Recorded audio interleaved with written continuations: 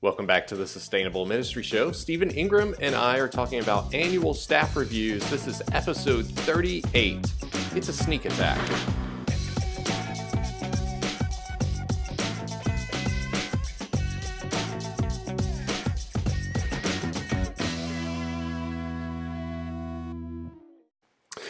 Well, hey, everybody, we are back again with the Sustainable Ministry Show. I said it this time. I got it right. I had trouble with that before. We're glad to be back. Sitting here with Stephen Ingram this week. Melissa Rao is out. And then next week, Melissa Rao will be here, and Stephen, you will be out for the next episode.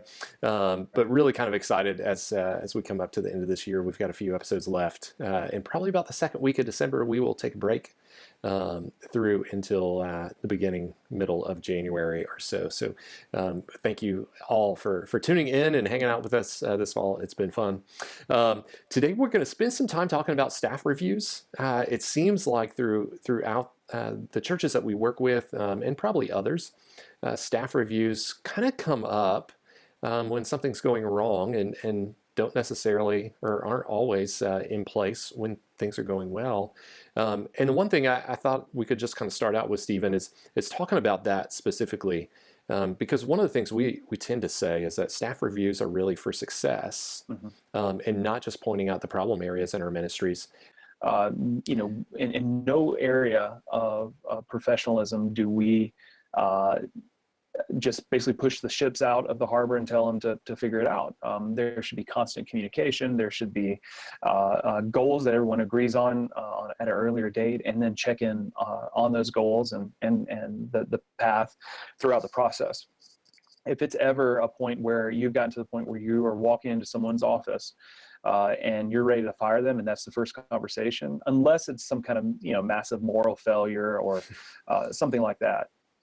If it's based on their job performance, then the person who's overseeing them, the manager of that staff, has failed dramatically. So yeah, I think it's got to be a continual conversation with the people you oversee. Is there a balance between like personal goals and work goals that we should have, or does that play into it at all?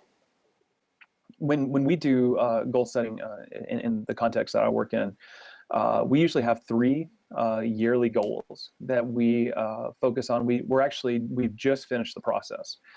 We do it over the course of the month of October every year, and they are January to December goals. And the way we do that is each full-time staff person will have three goals, and most of the part-time staff people will have three goals as well. They're just usually not quite as substantial. And the way I always talk to the people I manage about doing that is two goals should be focused on how you're going to improve current ministry areas, things you're going to do to take them to the next level, to improve efficiency, reach rate, whatever. But how are you improving things that you're already doing? So that's two of them. And then the third one is really reserved for innovation. How are you going to innovate? What are you going to bring fresh and new into your ministry this year? What are you going to do that's never been done before in your ministry? So two are improvement goals, enhancing goals, and the other one is purely reserved for creative innovation. And so we will do that process over the course of October, solidify those. Also during that process, we do a review process of the previous year's goals, sort of an end of year review. And we actually base our raises and compensation raises on how they performed with those goals. So they actually have high stakes for every staff member. So they carry some weight. It's not just something we file away and look at the end of the year. Yeah, I love it. It also means that like supervisor and employee, the thing you're describing, have agreed upon what those look like. And have agreed upon kind of what that review is going to look like year after year. So reflecting on last year's goals, it sounds like there's probably some conversation together on helping to create those and establish those, and then coming back this year to look at those and then reset, whether it's building on those goals that were already in place or establishing new goals. I think it's important too to make sure that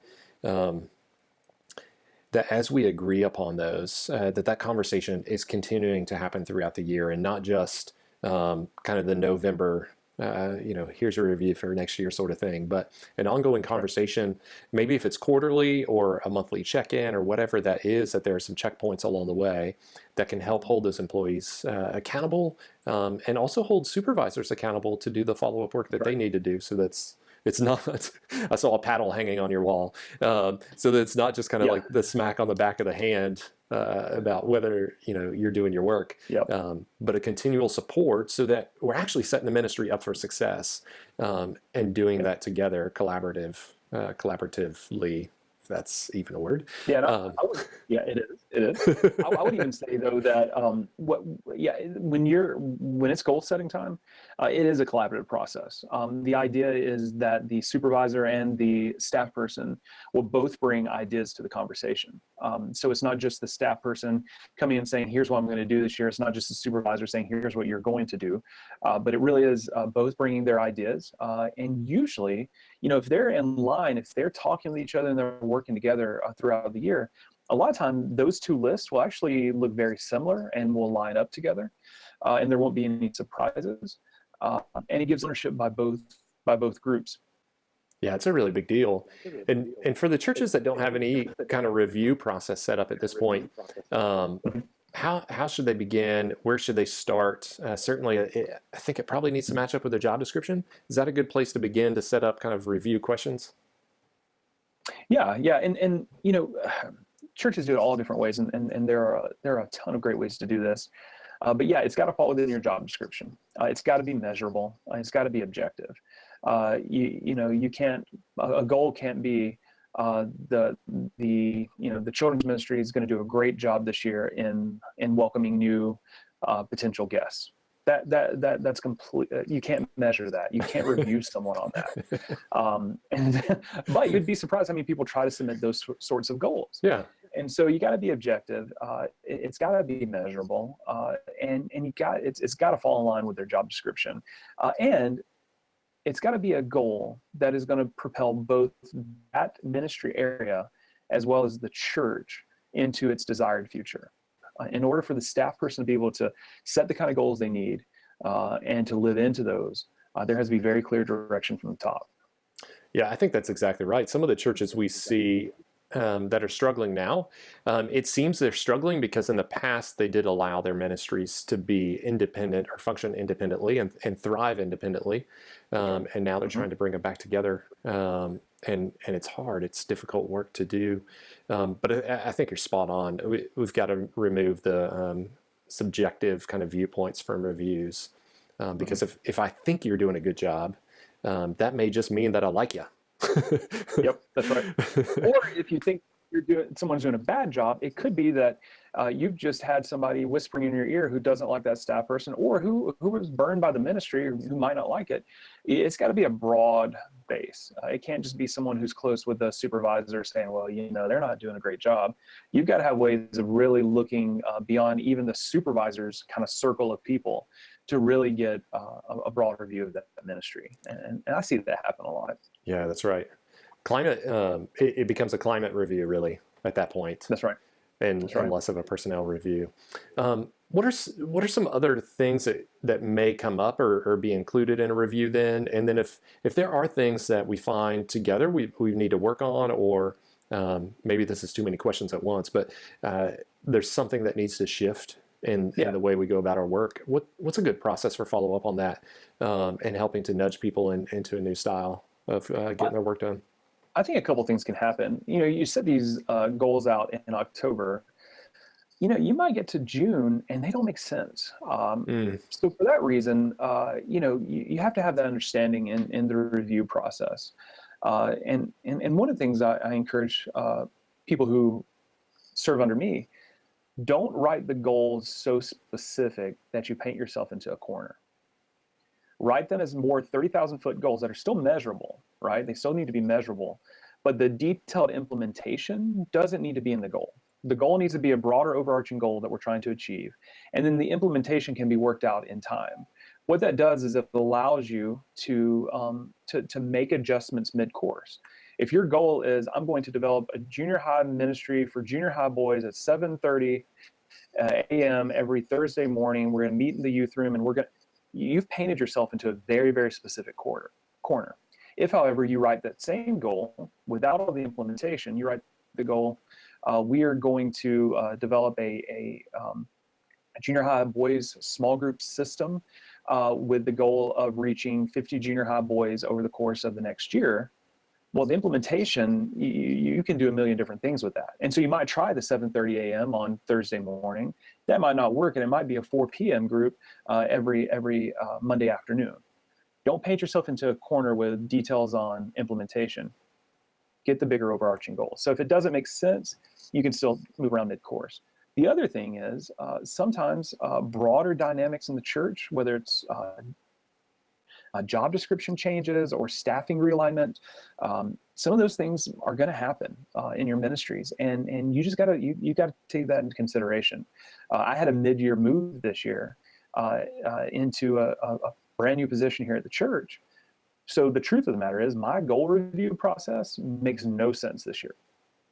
We started to make that move around March, and I started living in that position in May. And so my goals really didn't make a lot of sense this year because I spent 3/4 of the year not doing those goals.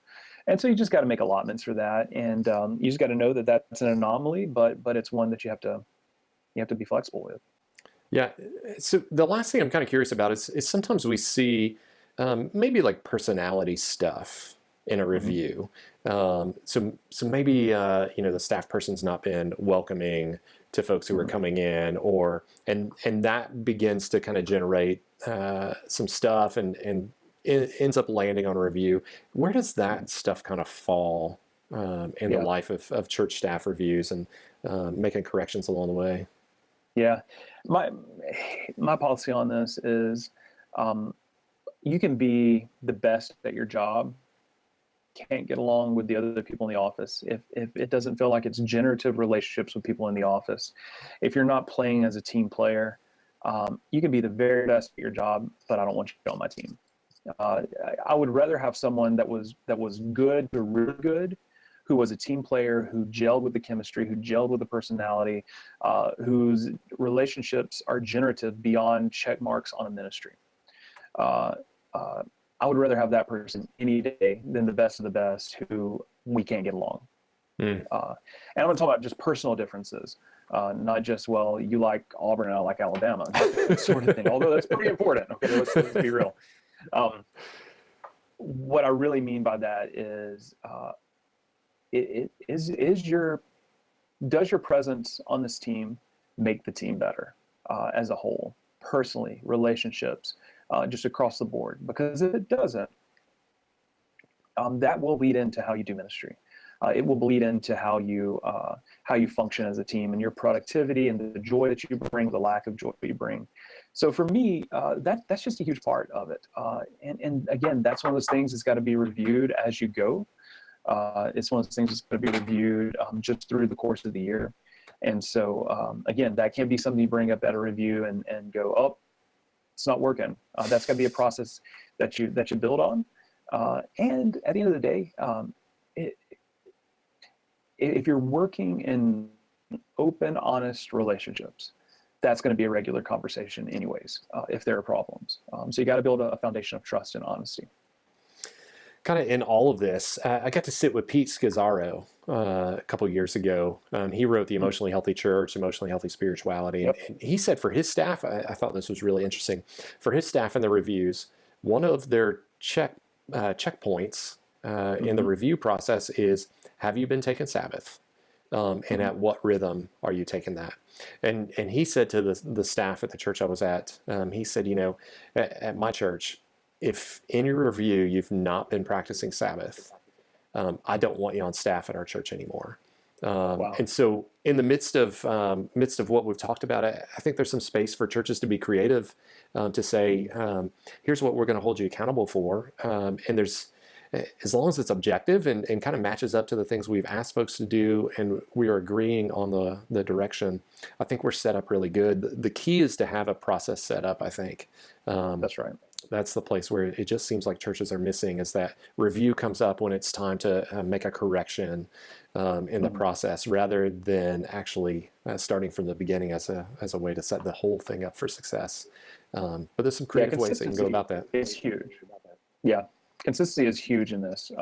If you surprise attack someone with a review, that's exactly what it is. It is a surprise attack.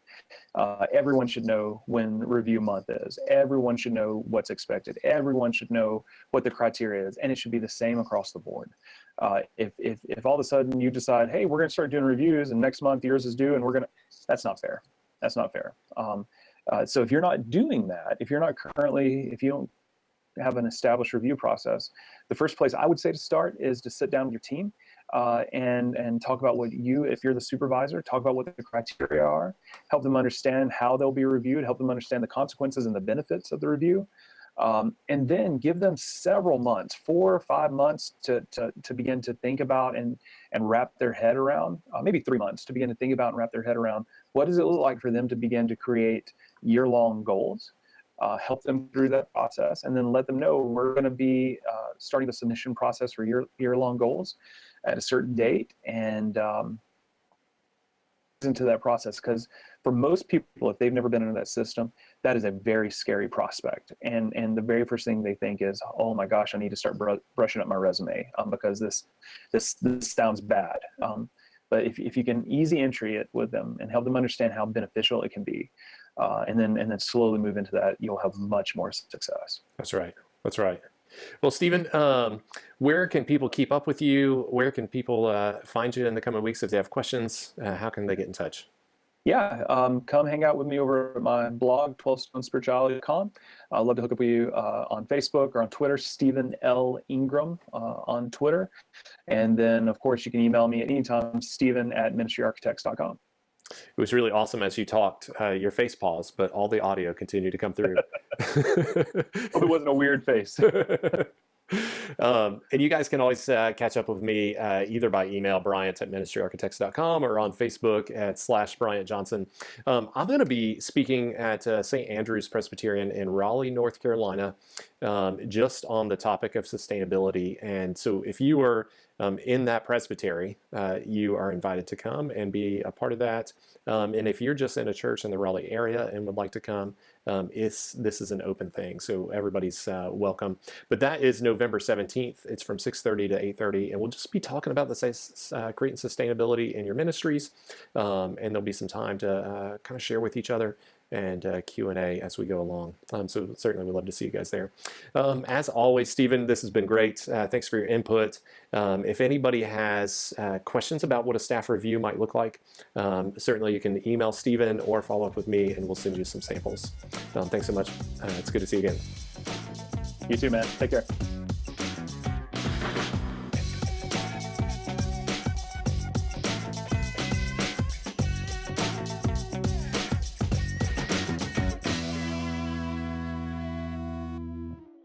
Ha ha ha!